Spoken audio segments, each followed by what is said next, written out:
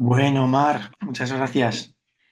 Eh, la primera reflexión que a mí me surge después de escucharte es que a veces hay como ideas muy aparentemente sencillas, pero que conforme vas ganando experiencia profesional con pacientes con dolor, pues les vas viendo un matiz diferente y vas evolucionando, ¿no? La visión, en este caso, pues por ejemplo, el concepto de complejidad en el dolor, ¿no? Que es una cosa que alguna vez hemos hablado personalmente tú y yo, que lo complejo no es el dolor, como a veces se dice, sino la persona que tiene dolor, ¿no? Lo cual pues nos abre muchas posibilidades de intervenir. Pues a ver, te voy a romper el hielo yo antes de que pongan alguna pregunta por el chat. Si queréis ir poniendo alguna pregunta por el chat, perfecto. Claro, en relación a lo que estaba diciendo, a veces la etiqueta que damos a las cosas no es cuestión de ser quisquilloso, sino que en realidad la etiqueta que damos y el nombre que ponemos, pues moldea la realidad o cómo percibimos las cosas. En el caso de los pacientes con dolor, pues muy bien el reetiquetar o el avanzar en lugar de usar el concepto de dolor crónico, a, por ejemplo, me ha gustado mucho y es algo que se usa, el concepto de dolor de alto impacto, ¿no? Es mucho más útil.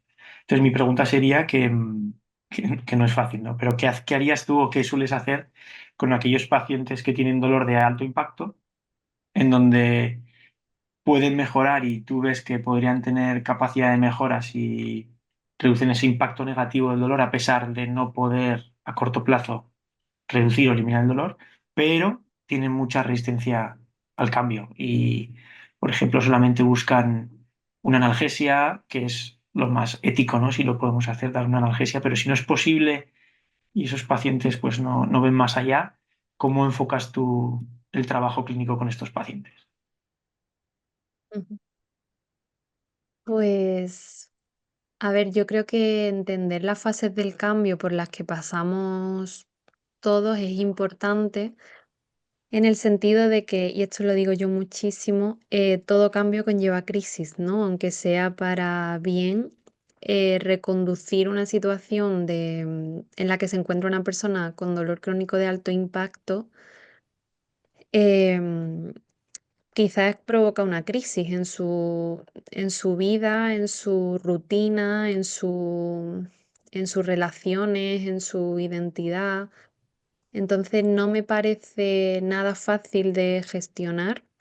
Yo antes tendía mucho como a sacar banderita roja, ¿no? A los pacientes y, como dice Dufondevila, y a decir, ah, bueno, pues si no quieres, pues poco más que peor para ti, ¿no? Como pensaba así de, pues porque no entendía por qué la persona no quería recuperarse o no, o, o acogerse a las soluciones que le estábamos dando.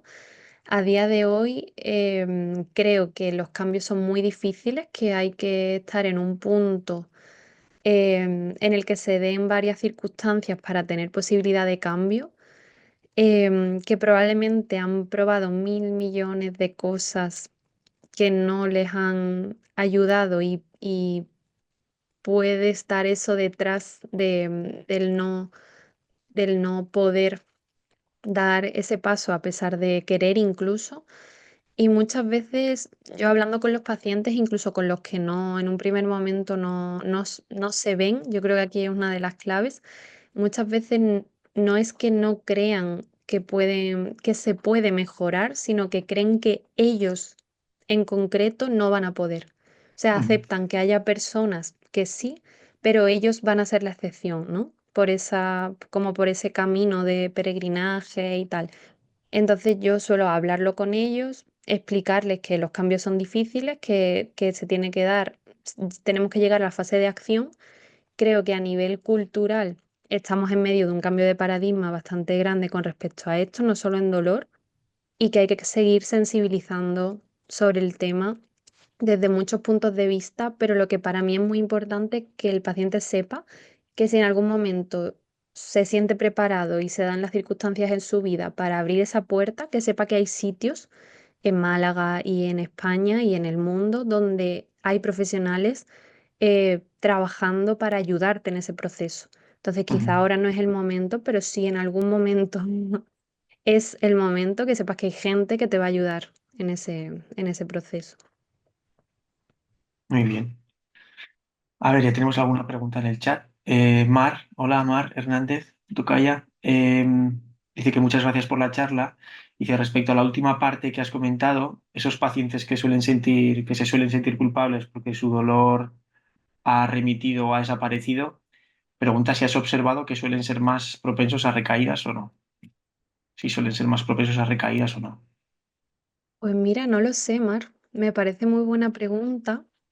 Lo que sí he observado en ellos, lo de las recaídas habría que estudiarlo. Lo que sí he observado que son más tendentes a seguir en contacto conmigo, como a que no se terminan de creer, como que tienen que pasar 2 o 3 años, ¿no? De los primeros pacientes que a lo mejor se recuperaron entendiendo como que volvieron a su vida normal o con o con síntomas totalmente tolerables que no les limitan, como que de vez en cuando necesitan seguir en contacto conmigo de, oye, que sigo bien, pero si en algún momento estoy mal, ¿tú me puedes atender? Podemos reconducir o podemos volver, ¿no? Como con esa duda constante de si en algún momento, si esto será un oasis o será verdad, ¿no? Y a mí me pasa, a mí como paciente, como ex paciente, yo no me considero paciente ya, pero yo tengo mis crisis, mis momentos uff, ¿será que todos estos años ha sido un sueño y que voy a volver a estar Ujú. como estaba? Entonces, no lo sé. Sí somos más propensos a tener recaídas, pero sí que necesitamos como esa cercanía de una figura que nos apoye a seguir o saber que tenemos a alguien ahí para cuando lo necesitemos. Muy bien.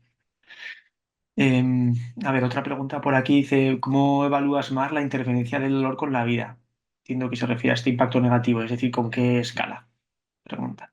Pues hay varias escalas. Una de las que se puede usar, que es rápida, y que me gusta porque evalúa diferentes aspectos, es la GCPS, la escala graduada de dolor crónico, la Graded Chronic Pain Scale, que y el paciente autorreporta la interferencia que nota en cada una de las áreas, ¿no? Entonces, interferencia con respecto al trabajo, pues a lo mejor es un 5, pero luego interferencia con respecto a mis actividades sociales, a lo mejor es un 3. Entonces, como específica de interferencia con respecto a cada área y entonces nos permite establecer objetivos funcionales más específicos a las áreas. Esa la suelo usar y me gusta. Y también Genial. identifica el dolor de alto impacto en los Ujú. casos. Y porque además sobre el concepto de dolor de alto impacto, que es que tiene mucha amiga, podríamos discutir sobre esto. También se ha comentado en algunos foros que quizás, claro, la métrica de tener dolor crónico, la prevalencia del dolor crónico está basado simplemente en gente que tiene en la población dolor de más de 3 meses. Pero eso tampoco nos diría mucho, ¿no? Porque que nos diga un estudio epidemiológico que el 20% de la población tiene dolor crónico tampoco nos está indicando si tiene un alto impacto o un bajo impacto o qué porcentaje de esas personas pues no pueden realizar la vida que querrían, por lo que sí que esta etiqueta estoy completamente de acuerdo contigo de dolor de alto impacto, de bajo impacto u otras que se podrían discutir, pues son más interesantes que simplemente el hecho del dolor crónico que a su vez también podría englobar mecanismos muy distintos, ¿no? Dentro del concepto de crónico. Vale, a ver, más preguntas por aquí. Dicen, muchas gracias por visibilizar este asunto y por tu manera, Mar, de usar el lenguaje al respecto. Dice que yo tengo dolor crónico y mi primera pregunta como paciente es, ¿cómo planteas alternativas a un especialista? Lo digo porque yo he tenido la suerte de ir a parar a fisios especializados en dolor crónico que me han ayudado mucho, pero cuando intenté plantear a mi especialista de la Seguridad Social que me derivase a la unidad del dolor, su respuesta fue que no me iba a servir de nada porque no me iban a hacer nada distinto. ¿Cómo puedes reaccionar a esto como paciente? Pues siento mucho, Adriana, que te encontrases como esa situación, ¿no? Sobre todo en una consulta, que a veces vamos hasta con miedo a las consultas por lo que a ver qué nos encontramos.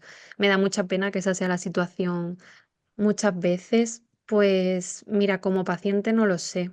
Es difícil porque supongo que te confrontaría mucho esa vulnerabilidad. Como profesional, intentamos y me consta que se intenta desde proyectos como este, desde las formaciones en universidades, incluso en pregrado, o sea, en grado, como a profesionales ya trabajando tanto en la pública como en la privada, como en congresos. Yo creo que es que estamos en medio de un cambio de paradigma a nivel cultural con respecto a la atención del dolor y de la salud en general, que va a depender mucho tristemente todavía, del profesional que te encuentres en la consulta. Si fueses paciente mía, yo te recomendaría intentar que te viese otro especialista. Lo que pasa que en la seguridad social es complicado. Pero ya cada vez, por suerte, hay más médicos de cualquier especialidad, al menos yo en Málaga. En los últimos años sí que he ido viendo el cambio, pero depende mucho de la persona, que la persona, independientemente de su profesión, se actualice, se implique con el paciente, tenga contactos de otros profesionales con la misma visión, aunque no trabajen en el mismo sitio. Y yo creo que nos vamos a seguir encontrando ciertas consultas que van a ser una puerta cerrada como un muro y otros profesionales que nos van a abrir puertas en ese sentido, pero seguramente reaccionases de la mejor forma posible y no creo que haya mucho individualmente que podamos hacer por este tema sin más que buscar otro profesional que te pueda abrir esa puerta. Yo en relación a lo que estás diciendo, Mar, te querría hacer alguna otra pregunta. Si tú detectas, por ejemplo, a un paciente que tiene pues, una comorbilidad de salud mental, pues tiene, por ejemplo, depresión o algún otro problema psicológico que requiere abordaje por otro profesional, como es un psicólogo, ¿qué consejos darías a la gente para, a la hora de referir a un paciente a ver a un psicólogo, que no se dé el sesgo de que el paciente piense que estás intuyendo que su dolor es de tipo psicológico, que es una etiqueta que no nos gusta a nadie, que debería desaparecer, pero que sigue existiendo en la gente, ¿no? Es decir, ¿qué recomendarías a los clínicos para que eviten o que expliquen de la mejor forma posible a su paciente el porqué de derivar a psicología sin que piensen que el profesional fisioterapeuta asume que el dolor es de tipo psicológico? Claro, es que partiendo de la dualidad del sistema o es físico o psicológico, ya como que el marco mental es normal que se tienda a estigmatizar, ¿no? El paciente sienta que Mm, están descartando a nivel físico y como aceptando la parte psicológica. La verdad que yo lo trato muy natural con ellos porque yo soy la primera que he hecho procesos psicológicos y que sigo en terapia. Muchas veces lo hablo desde el sufrimiento, ¿no?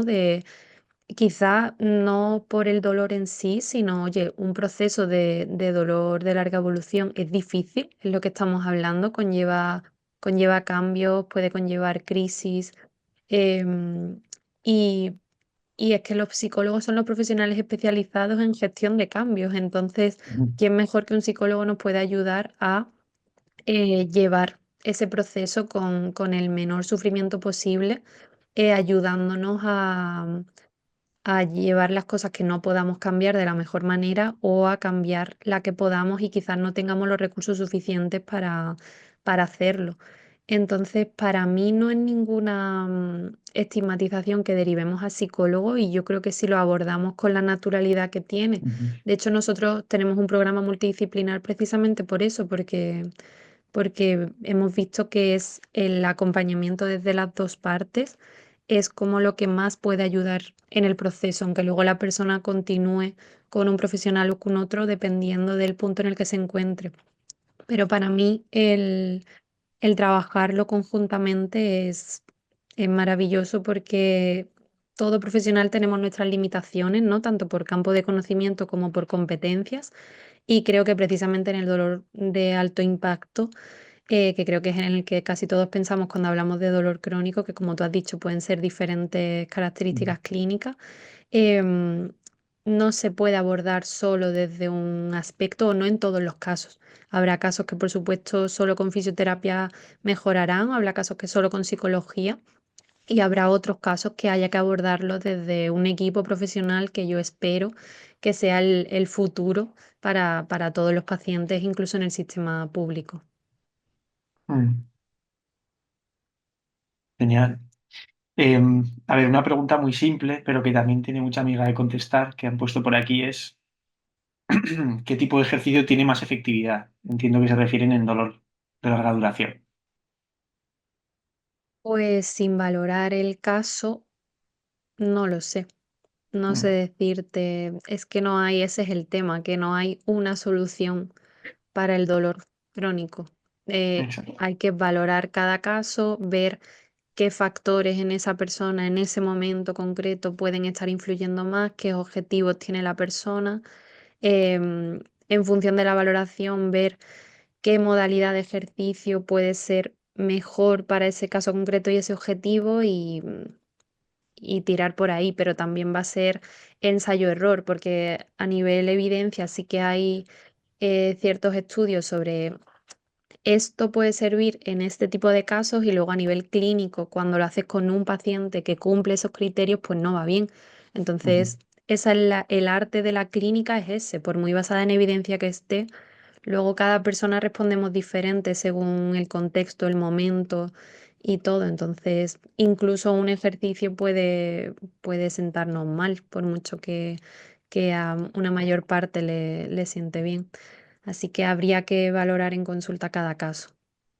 Y por eso he dicho que tiene mucha amiga, porque, si me permite, sí, este error lo vemos, error de concepto lo vemos a veces, ¿no? Que es la biomedicalización del dolor, en el sentido de que es una patología, aunque esté considerado el dolor crónico como una patología o clasificado por Clasificación Internacional de la Enfermedad como una patología, esto daría para más discusión. Pero si se considera como una patología, pues tiene un tratamiento específico para la patología, ¿no? Entonces se puede entrar en el error de prescribir el ejercicio pues como una receta para todo el mundo, ¿no? O adoptar el modelo de ejercicio del rendimiento, por ejemplo.